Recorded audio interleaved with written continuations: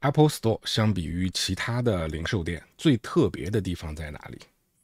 是吉尼斯吧这样的售后一体化呢？还是说硕大的店面配上数量足够多的真机体验呢？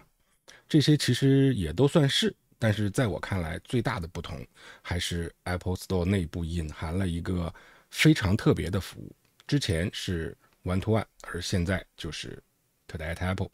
而很荣幸的是，我在离职之前，我在 Apple Store 的职位和负责的内容也正好就是 One to One 和 Today at Apple。我的职位是 Creative。各位好，我是 Spike。今天的 Apple Store 的故事，讲一讲我的老本行，就是 Today at Apple， 包括之前的前身 One to One。最早呢，跟大家记得有分享过哈，Apple Store 它的开店理念和其他的科技行业的这些公司开店的这个理念啊，有本质上的不同。这个我也是在大概90年代末吧，家里第一次就是想要去配一台电脑的时候，才知道原来这个世界上还有电脑城这种东西，是吧？当时比较著名的头2年是北京的中关村，然后那个时候呢就听说过美国的硅谷了，这就说中关村是中国的硅谷，是吧？然后长大之后。特别是现在就没有人这么比喻了啊！现在我的观众也好，还是你问任何人，但凡知道这2个地方的，也都能够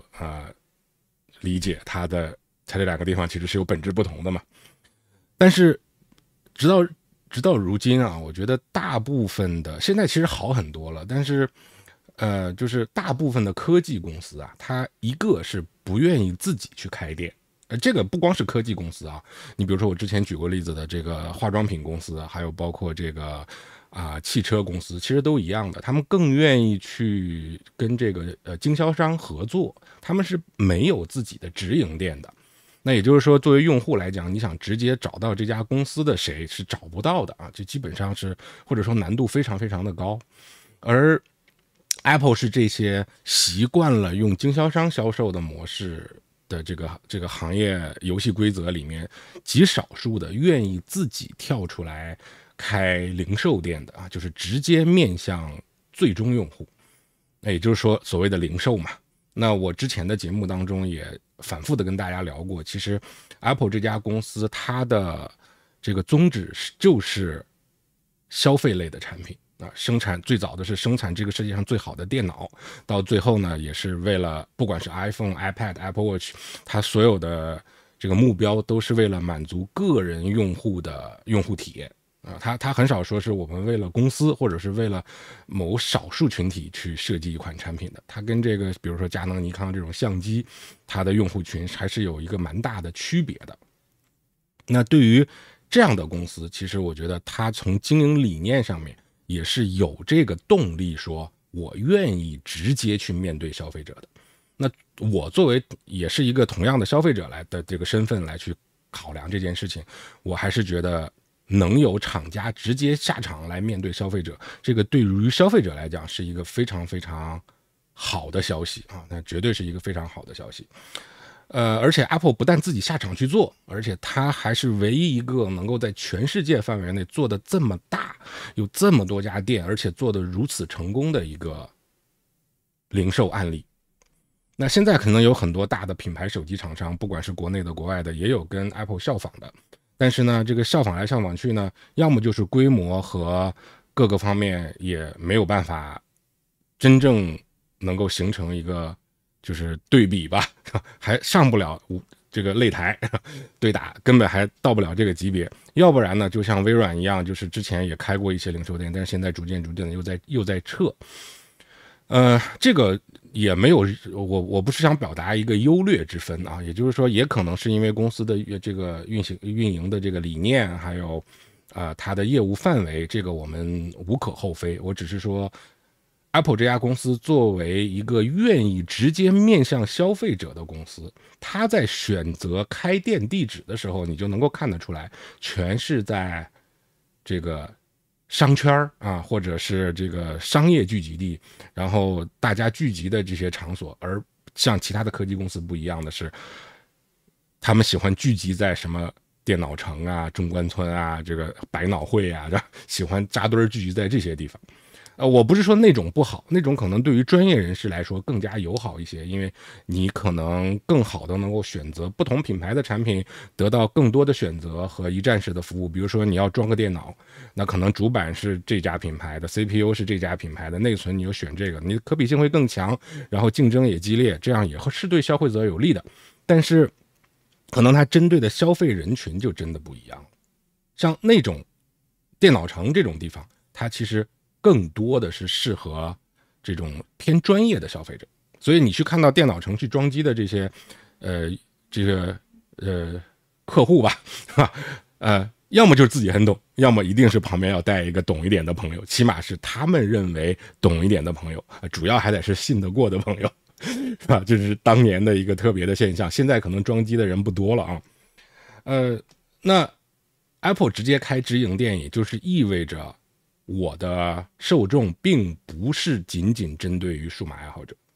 那可能之前 Mac 为主的年代是这个样子，但是现在绝对不是了。大家知道，在 iPhone 推出的时候， Apple 公司也进行了一次这个公司名称的更改啊，原来叫 Apple Computer， 就是苹果电脑公司。然后从2007年 iPhone 发布会的同时， Steve Jobs 宣布苹果电脑公司从今天此时此刻改名成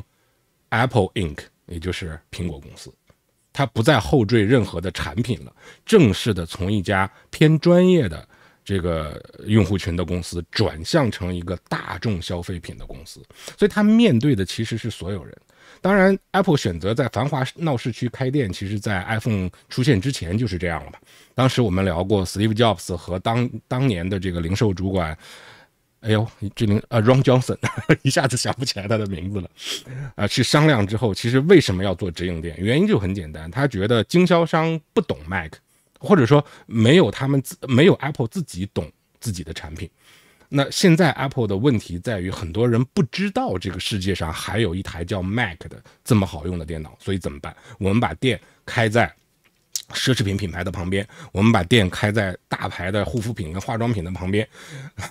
就是大家集中消费逛街的这种闹市区商业圈，我们就开在这儿。我们的店也要开的全透明的玻璃，而且非常的漂亮，让大家进来直接去使用我们的产品，直接去体验我们的产品，然后我们配上我们最懂的 Apple 自己的员工来去为进店的消费者来去讲解 Apple 自己的产品。那我觉得这个是当年开店的理念，而且一直贯穿到今天，没有变过。那但凡各位去过 Apple Store 的，你就会发现 Apple Store 的这个整体的给人的感觉就不太像是传统的卖电脑的或者是卖手机的，那个感觉就你不知道为什么就是不一样。那我觉得这个就是设计使然和公司的理念使然，这个东西是很难学会的。否则像中国这种学习能力这么强的一个，可能是世界第一啊，没有比中国学习能力这么强而且学得这么快的了。那 Apple Store 在中国开了10几年了，没有任何一家能够做到跟 Apple Store 一模一样的品质、一模一样的规模的，还有一模一样的口碑的。目前来讲，我认为还是没有的啊。我说卖科技产品的里面是吧？那正是基于这个理念，当年的 Steve Jobs 跟这个 Ron Johnson 想把它再往前推进一步。我们现在已经在闹市区开了店了，大家可能完全不知道这个世界上还有一家公司叫 Apple， 但因为他们去买化妆品的时候，他们去逛街的时候，他们看到了有一家漂亮的店，不知道是干啥的，然后就进去了，一看这家原来是卖电脑的，然后发现这电脑我不会用好看不好？好看，我喜欢不喜欢？但是我也不可能没事跟人家销售去聊，说你教我一下吧。那这个好像也不太像回事啊。那我假如说真的买了，我不会用，那怎么办呢？我知道现在这个，直到今天为止啊，这个市面上还有很多的职业培训公司去开设关于 Mac 相关的课程，有一些是专业软件，有一些就是基本的使用，也收取一些费用。但我觉得，如果你关注了我的频道的话，这笔钱你应该完完全全可以省了。好，那我们接下来讲，那之所以考虑到了这个问题，之所以要解决顾客的这样的一个痛点啊，那当年的这个我老是想不起来他的名字 ，Steve Jobs 和Ron Johnson，这个是我入职的时候，他们两个还在哈。我记得还有一个故事，就是这个 One to One 这个点子啊，是 Ron Johnson 在洗澡的时候想起来的。这个我是蛮深信不疑的。为什么呢？我个人的经验，人在一天24小时的生活当中，有2个场景是这个创造力和想法、这个思维、想象力会爆棚的。一个是洗澡的时候，一个是开车的时候。这我个人感受啊。我不知道有没有这个对这方面有同感的观众啊，你们也可以在评论区让我们这个共鸣一下啊。哎，他说是在他洗澡的时候想到说，哎，我们是不是可以开一个类似于像培训一样的服务，然后提供给我们的 Mac 用户，然后这个服务呢，就是旨在去帮助那些知道了我们的品牌，也认可了我们不错，但是就是买了之后不会用，那我们也官方推出一个服务去帮助这些人，而且我们用最高的服务标准，我们用1对1的方式来去对他们进行服务，而且用相对非常低的价格就可以享受。低到什么程度啊？当然它是有一个购买门槛的，因为这个服务它最早是为了解决大家不会用电脑的顾虑的，所以购买门槛是什么？就是你首先一定要在 Apple Store 零售店买一台 Mac。你说我只买了一盒软件，买了一个 iPad， 当时还没有 iPad， 更没有 iPhone， 当时有 iPod。你说我买一个 iPod 行不行？不行，就是它不是说你给钱就卖的。首先这个东西啊，在那刚有的时候，一定要买一台 Mac， 买 Mac 的同时才可以。你说我过2天行不行？不能超过退换货的日期。一般来讲 Apple Store 的退换货日期是14天嘛，2个礼拜，2个自然日啊，不是工作日，2个礼拜14天啊，14天之内，如果你想再去追加这个One to One，你是可以买的。超过14天，对不起，请您再买一台 Mac 才可以。当时我记得还有挺多人刚开始不知道，后来因为这个事儿后悔的。当然，这个也有很多人是买之前就是千推销万推销，但他就是不买的，这什么人都有的，开店嘛，就是各种各样的客户都能遇得到。那卖多少钱呢？怎么样去享受这个服务呢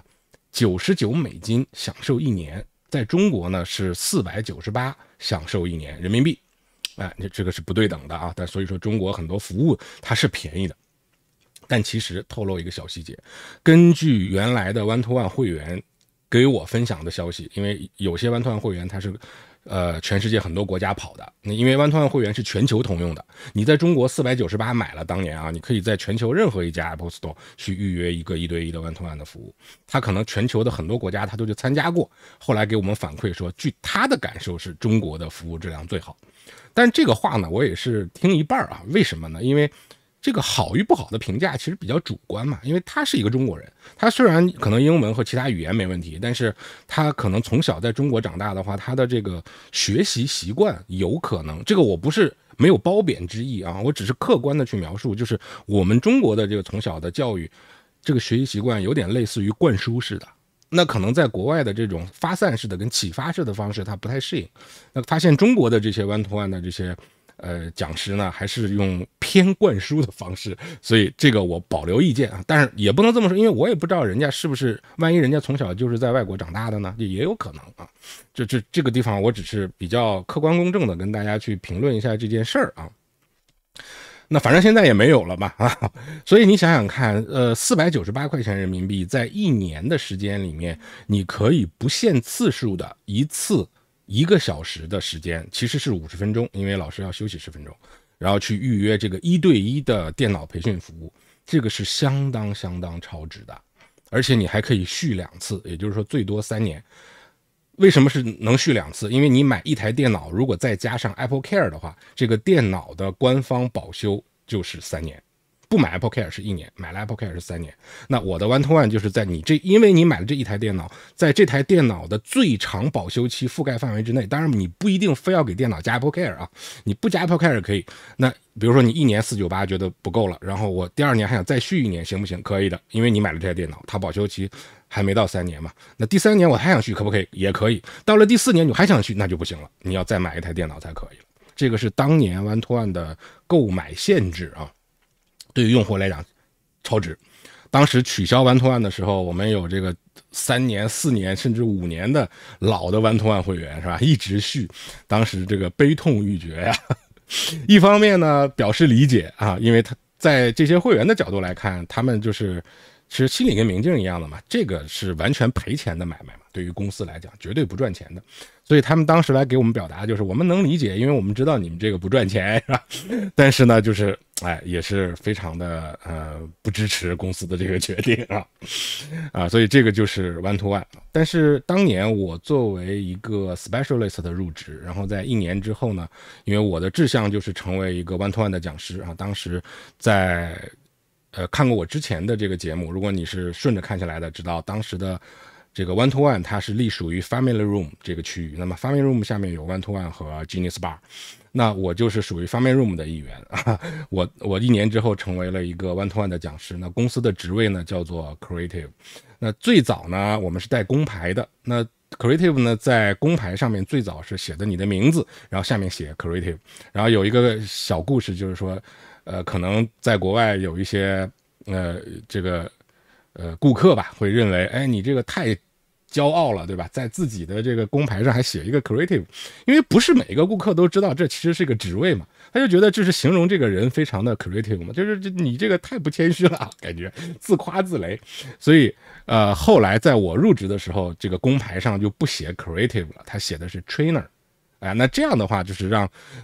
不明白 Apple Store 的这些历史跟故事的普通的人能够更加的清楚你其实是一个培训师就是这个这么作用。但是后来因为这个巴宝莉的销售总监 Angela 上台以后，我们之前有这个观众也提到过这个人的名字嘛，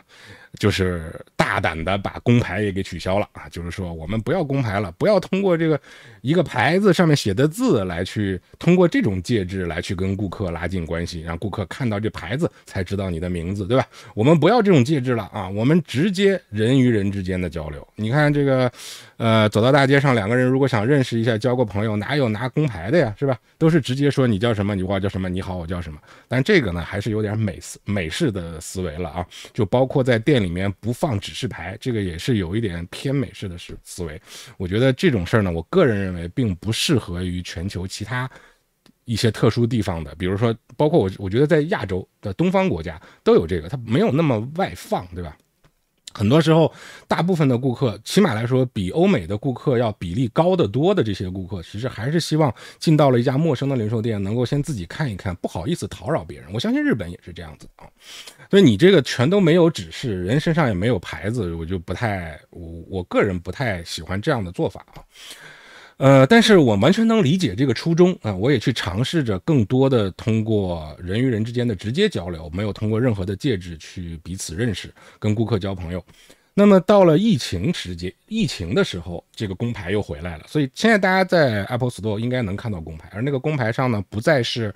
你的这个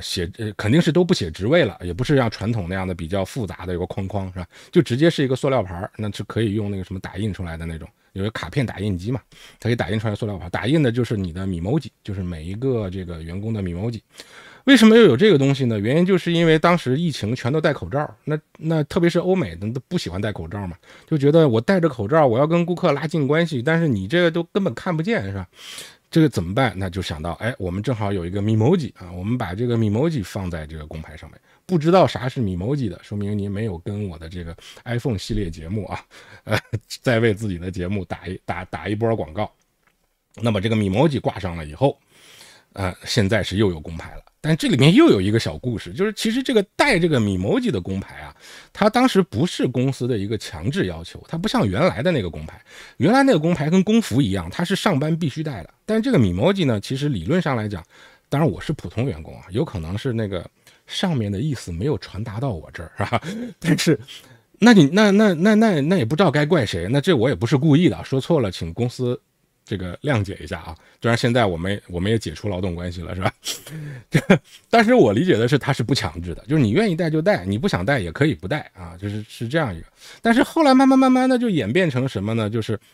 每一家店的这个店长可能他的偏好不一样，因为店长对一家店的权利还是蛮大的。就比如说你上班之后，这个店长说，哎，你怎么穿拖鞋上班了？你就得回去换拖鞋去。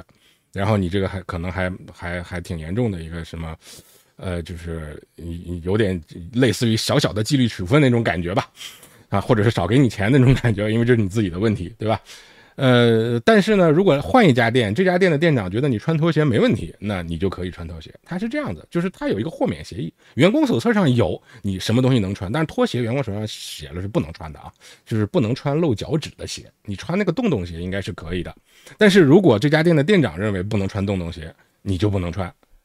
它是有这样的一些细节的规定的啊。